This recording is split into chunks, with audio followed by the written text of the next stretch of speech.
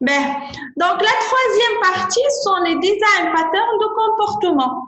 Donc, comme nous avons dit, dans UML, il y a donc les diagrammes de classe qui permettent de quoi? Qui permettent de décrire l'aspect statique du système. Et le diagramme de séquence, donc, qui permettent de décrire l'aspect dynamique et l'interaction entre les différents objets du système. L'interaction entre les différents objets du système. Donc, comment les différents objets de notre système vont interagir pour résoudre un problème donné? Donc, comment les différents objets de notre système vont interagir? Donc, les design patterns de comportement permettent de faire la description de comportement d'interaction entre les objets de l'application. Donc, les design patterns de comportement permettent de décrire les interactions entre les différents objets de notre système. La gestion des interactions dynamiques entre les classes et les objets. Exemple donc de design pattern de comportement, on trouve design pattern stratégie, observer, itérateur, médiateur. D'accord? Ce sont des exemples de design pattern de comportement. Est-ce que c'est clair? C'est clair? Oui, madame. Oui, madame, ça va. Donc, nous avons dit quoi? Les design patterns, ils permettent de décrire un problème et la solution à ce problème. Il y a trois types de design patterns. Les design patterns de création, structure, comportement. Et comportement, très bien. Donc, on a une classification de design pattern. C'est la classification de design pattern. Donc, ça nous a les classifications de GOF, gang of four. Ces 4 chercheurs, voilà, 4 développeurs, Gamma, Hen, Johnson et Vlissitz, se sont réunis pour faire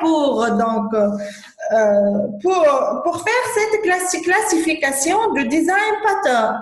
Donc, on trouve qu'il les classe en catégories et par portée. Portée classe et portée objet. Rony, qu'est-ce que ça veut dire par portée classe et portée objet? On est la notion de héritage et composition. Dans la programmation orientée objet, l'héritage et la composition ou l'instanciation sont deux moyens qui permettent la réutilisation des classes. L'héritage, il traduit le terme état ou une sorte de, la composition traduit le terme A1 ou A plusieurs. Par exemple, soit la classe A, j'ai ma classe A, donc la classe B, elle hérite de la classe A, donc B est une sorte de classe A, n'est-ce pas? C, elle instancie la classe A, donc elle a un attribut de type A. On a la composition. Ici, c'est l'héritage et ici, c'est la composition ou l'instanciation. D'accord?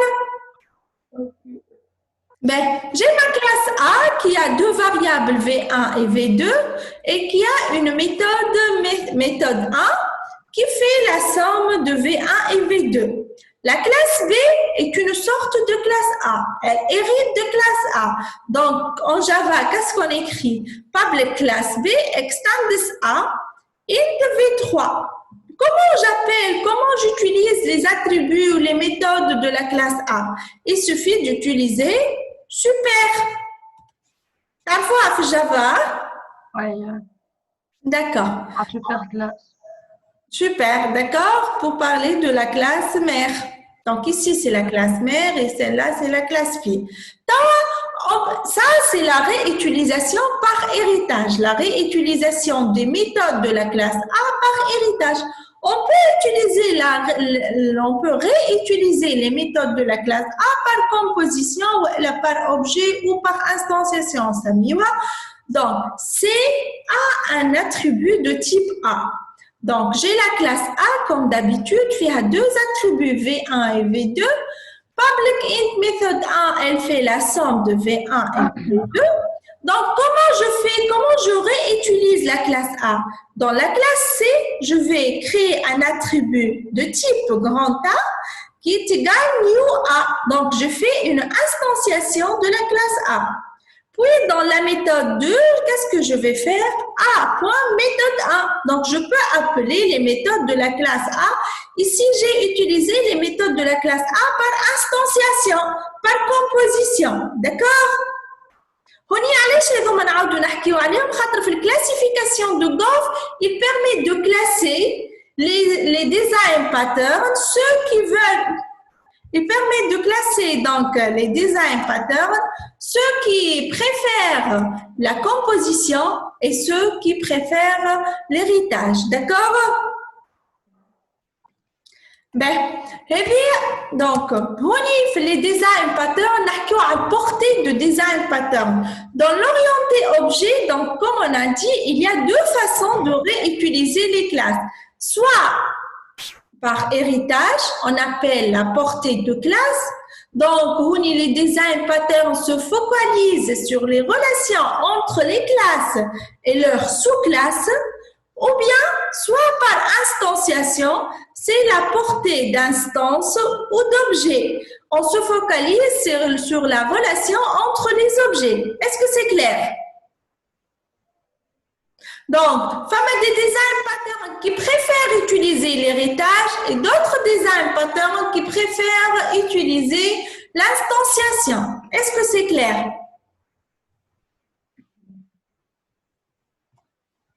D'accord? Oui, madame. Ça va, madame. On peut passer donc à la classification de Goff, la classification de Gamma, Helm, Johnson and Vlissides. Donc, donc, c'est pas tous les design patterns, mais ce sont les bases des design patterns, les design patterns donc de Goff. Donc, il y a la classification donc de Goff. Il y a bien sûr d'autres design patterns. Par exemple, le design pattern MVC. Est-ce que vous voyez le non, mais le design pattern MVC, donc, il s'inspire de ces design patterns. Donc, c'est donc la base des design patterns. D'accord? Que vous devez les savoir. D'accord? Oui, oui, madame. Ben, donc, les design patterns, donc, on peut les classer par catégorie, catégorie création, catégorie structure et catégorie comportement. Et par portée, portée classe. Qu'est-ce que ça veut dire portée classe?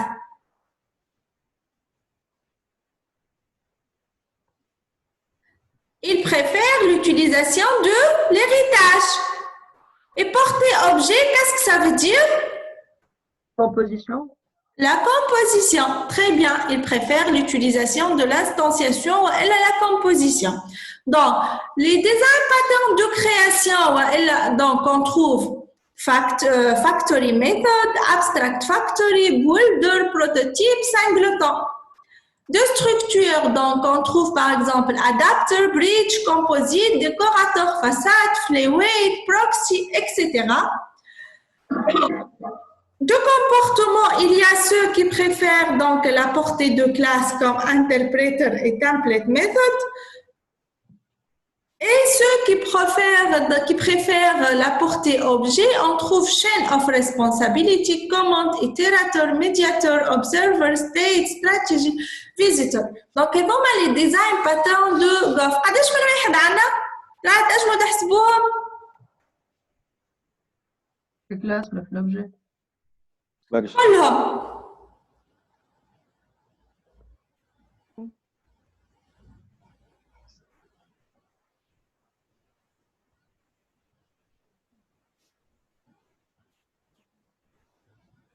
أربعة وعشرين.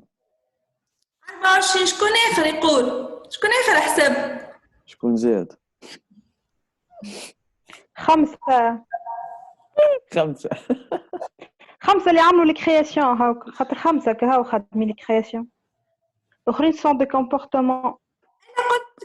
Le nombre total des design patterns. 24. 24. سنين. حلت نقرا. قديش؟ 24. طبعا. أنا شد في رأيي. باهي. دونك معاوية عندي 24. لازم 23 نورمالمون إذا كان ما غلطتش في مادام 11 نحسب فيهم بسبعة يا مان. لا عندك أدابتر معاوية. معاوية tu as compté adapteur 2 fois. أي مدام. Donc on a 23 design patterns de Goff. D'accord? La classification de Goff. مدام من الغلطة مش متاعي. الغلطة مش مني. D'accord, مش منك يعني باهي. Donc ما كي تحسب لازمك قاعد تشوف حاجات تعاود. Donc on a 23 design patterns. Donc les design patterns de Goff sont au nombre de 23. Pour les autres design patterns, les centaines, les autres, ils s'inspirent. Yani on peut mélanger deux design patterns, d'accord, pour créer un nouveau design pattern. Est-ce que c'est clair? Et donc la notion de design pattern et la classification de design pattern. Pour présenter un design pattern, il faut tout d'abord présenter son nom, le nom du pattern, lui donner un nom. Il faut présenter la problématique à laquelle il répond le design pattern et on explique le problème et le contexte du problème.